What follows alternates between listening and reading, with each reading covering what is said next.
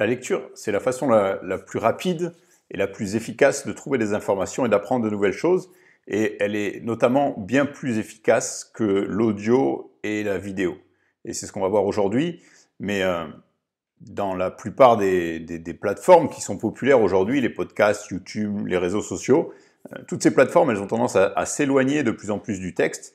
Et je crois que c'est dommage et qu'il faut y faire attention. Si vous avez envie de réussir, si vous êtes ambitieux, vous avez intérêt à laisser de côté ces formats populaires et à revenir à ce qui fonctionne le mieux et depuis des décennies, c'est la lecture.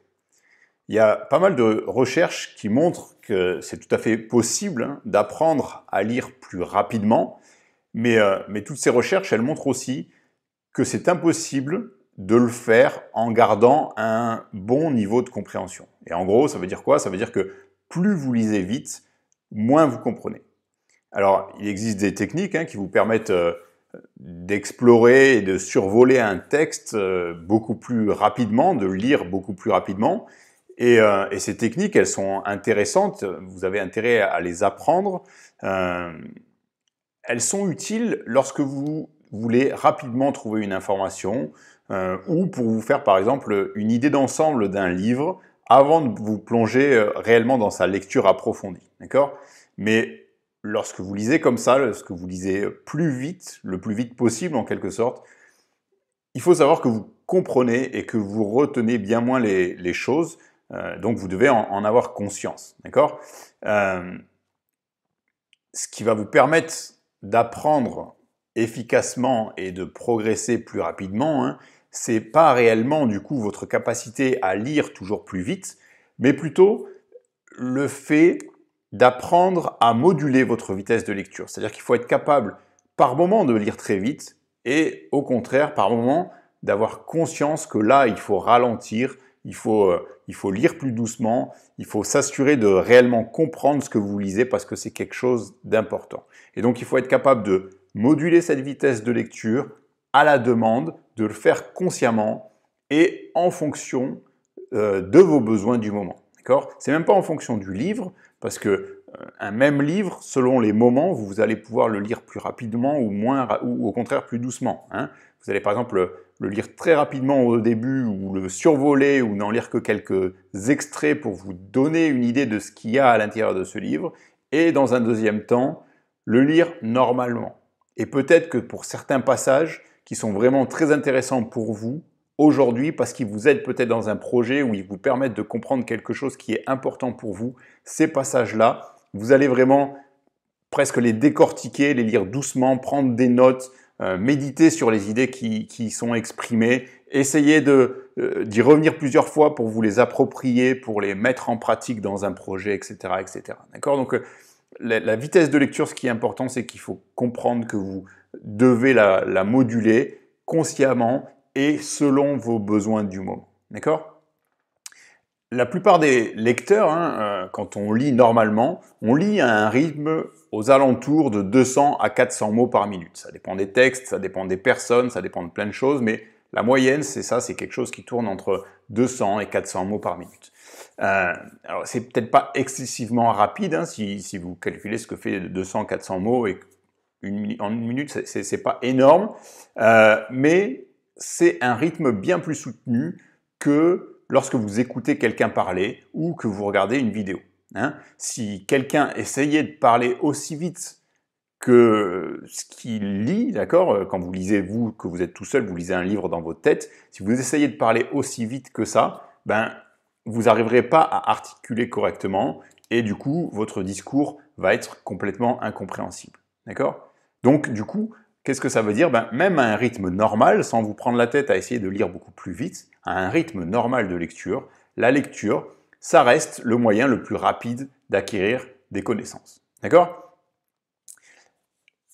En plus de ça, même sans parler du rythme, avec un texte écrit, il est possible de sauter rapidement un paragraphe ou de scanner un texte, un passage par exemple d'un livre. Vous pouvez le scanner rapidement pour vous faire une idée de ce qu'il contient. Et du coup, si c'est pas intéressant, pourquoi pas le sauter. S'il y a une idée que vous avez mal compris, vous pouvez très facilement revenir quelques lignes ou voir quelques paragraphes en arrière hein, pour relire cette idée, pour essayer de mieux la comprendre ou de mieux la retenir, d'accord? Et tout ça, c'est impossible lorsqu'on écoute une conférence, par exemple, et c'est très peu pratique si vous écoutez un podcast, un livre audio ou que vous regardez une vidéo sur YouTube ou ailleurs. D'accord hein, vous l'avez probablement fait l'expérience, il y a quelque chose que vous avez mal compris. Revenir au bon endroit dans une vidéo ou dans un flux audio c'est pas pratique, alors que sur un livre ou un texte, ça se fait en un quart de seconde. Donc, finalement, la vidéo, elle peut être intéressante, hein, par exemple, quand il y a quelque chose que vous voulez voir, par exemple, apprendre un geste, une façon de faire, peut-être comprendre une position particulière, si vous voulez faire, par exemple, du sport, un mouvement de musculation, voir quelqu'un l'exécuter devant vous et un professionnel qui le fait bien, ça vous permet de prendre conscience plus facilement de la position exacte à adopter, peut-être plus facilement que si elle était simplement décrite avec des mots. D'accord? Donc, dans tous ces cas-là, effectivement, la vidéo est plus intéressante, hein, quand c'est quelque chose que vous devez voir en action, c'est plus intéressant. Mais dans la majorité des autres cas, la lecture est supérieure à l'audio ou la vidéo pour l'apprentissage et pour la recherche d'informations. D'accord? D'ailleurs, lorsque je trouve une vidéo sur YouTube et qu'elle me semble intéressante, en général, je la regarde pas. Au lieu de ça, ce que je fais, c'est que j'affiche la retranscription textuelle de la vidéo. Il y a une fonction qui existe sur YouTube. Alors récemment, elle a changé d'endroit. Avant, elle était facilement accessible. Maintenant, il faut déplier la description qui se trouve en dessous de la vidéo et cliquer sur un bouton qui, je crois, est marqué Show Transcript. Et ensuite, vous avez la retranscription texte qui s'affiche sur le côté droit de votre vidéo. Donc en général, ce que je fais, c'est que voilà, quand j'ai une vidéo qui m'intéresse, je commence par afficher cette retranscription, je copie le texte qui s'affiche et je le colle dans une application pour prendre des notes. Et là, je vais pouvoir le lire ou scanner le texte beaucoup plus rapidement et voir s'il y a quelque chose qui m'intéresse. S'il y a quelque chose qui m'intéresse et que j'ai envie de le voir faire, par exemple, peut-être que je vais ensuite retourner à la vidéo pour regarder ce passage-là. Et dans le transcript, ce qui est pratique, c'est qu'on a le moment de la vidéo, il y a le timestamp, c'est-à-dire le moment de la vidéo auquel correspond le texte qui est affiché. Donc, si je vois un passage important, je peux voir par exemple qu'il est à 2 minutes 30 de la vidéo, et à ce moment-là, c'est assez facile d'aller à 2 minutes 30 de la vidéo et regarder ce passage-là. Mais par défaut, voilà, en général, je commence par afficher ce transcript, je le copie dans un fichier texte tout simplement, et je scanne ce texte, je lis ce texte rapidement pour me faire une idée de la vidéo. Du coup, en quelques secondes, vous pouvez scanner le texte d'une vidéo qui dure 15 minutes et voir si c'est intéressant, et dans ce cas-là, peut-être la regarder, ou peut-être repérer simplement les morceaux qui vous intéressent le plus, et du coup, vous concentrer et n'allez voir que cet extrait-là de la vidéo. D'accord? Donc voilà, la méthode, elle est loin d'être idéale, hein, parce que ce texte dans les transcripts, il n'est pas organisé en paragraphes, comme le serait peut-être un vrai texte écrit par un auteur dans un livre, mais c'est toujours beaucoup plus rapide que de regarder la vidéo dans son intégralité. C'est quelque chose que je vous conseille.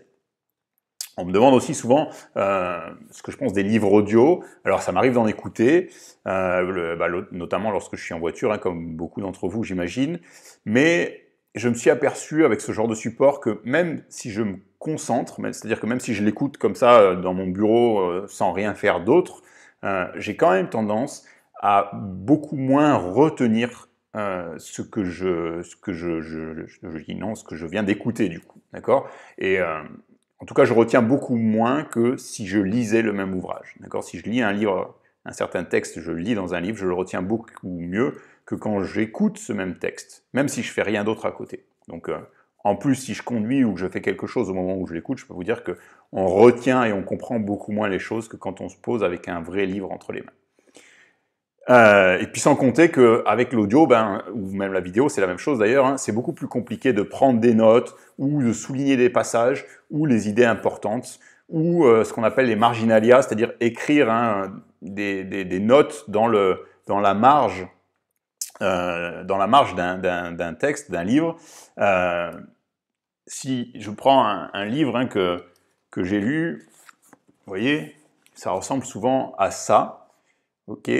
Et donc vous voyez, il y a des choses écrites dans la marge, il y a des passages surlignés, il y a des passages soulignés, il y a des signes que je fais dans les marges. Voilà, un livre intéressant que je lis réellement, ça ressemble à ça à la fin. Et donc ça, voilà, toutes ces choses-là, elles sont très faciles à faire dans un livre, beaucoup plus difficiles à faire à l'audio, en audio ou en vidéo. Et c'est toutes ces choses-là qui me permettent, une fois que j'ai terminé un livre, justement d'en extraire les informations utiles pour pouvoir me les approprier, pour les utiliser ensuite dans un projet ou pour résoudre des problèmes spécifiques. En général, donc toutes les notes que vous avez vues là, je m'en sers ensuite voilà, pour créer des petites fiches comme ça papier que je stocke par thème ou par projet et qui me permettent ensuite facilement de les réorganiser, de recouper des idées, de les organiser une suite de fiches qui vont ensuite devenir peut-être un chapitre d'un livre ou peut-être simplement un article pour mon blog.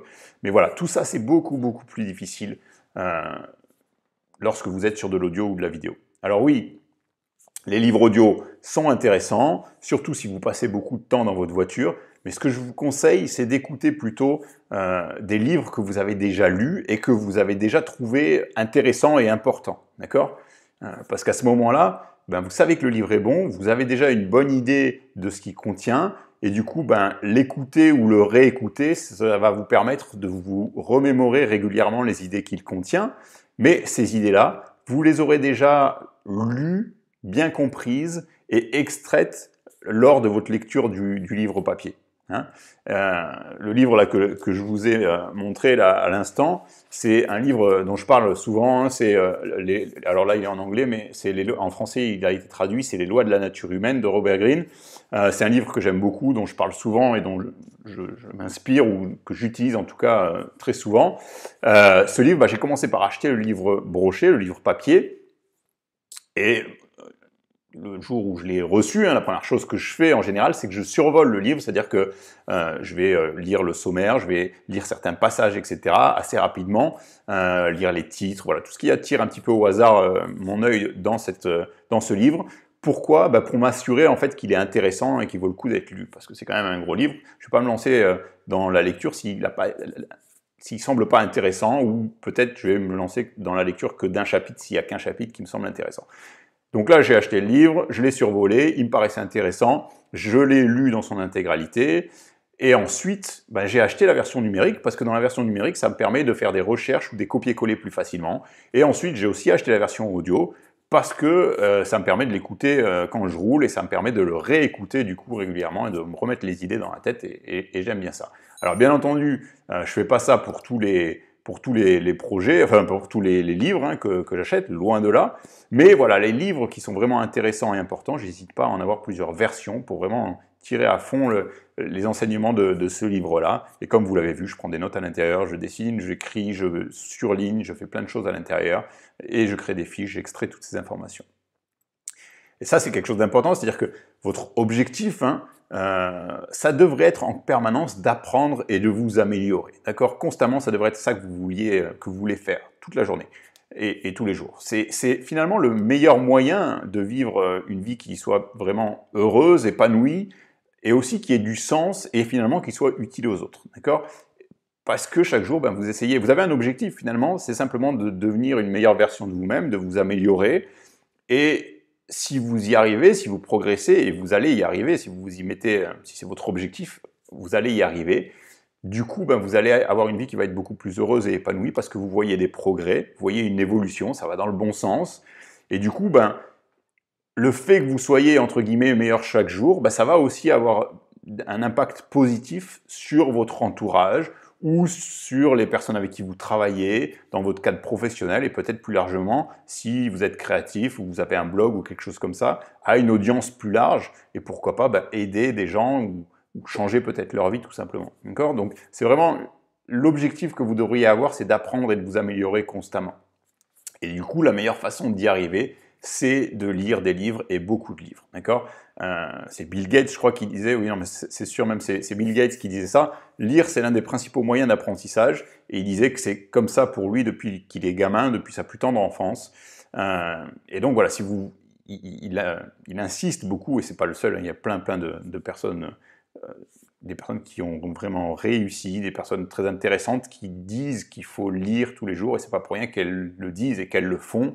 Si vous voulez réussir, il faut lire, mais ce qui est important de comprendre, c'est qu'il ne faut pas lire non plus n'importe comment.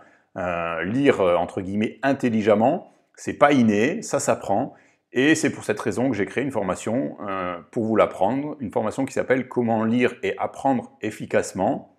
Dans cette formation, je vous explique en fait déjà comment lire efficacement et intelligemment, d'accord? Mais j'explique aussi comment mettre en place un système pour recueillir, stocker et organiser vos connaissances. Une sorte de cerveau externalisé quelque part, hein, quelque chose qui vous aide à mieux retenir, à mieux comprendre ce que vous lisez et toutes les informations que vous dénichez dans vos lectures. Et ces informations, ensuite, à les retrouver quand vous en avez besoin, au moment où vous en avez besoin pour pouvoir les exploiter dans quelque chose, un projet, résoudre un problème, etc., etc.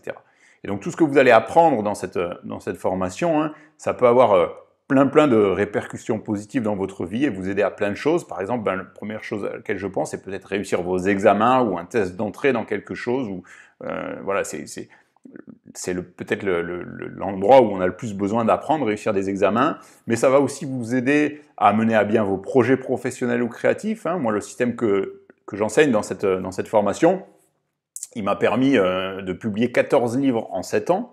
Donc, j'aurais jamais pu faire ça si j'avais pas ce système de lecture, d'extraction de connaissances, d'organisation de toutes ces informations et ensuite de pouvoir les réutiliser quand j'en ai besoin dans ces projets créatifs. Et donc ça, je l'explique en détail dans cette formation.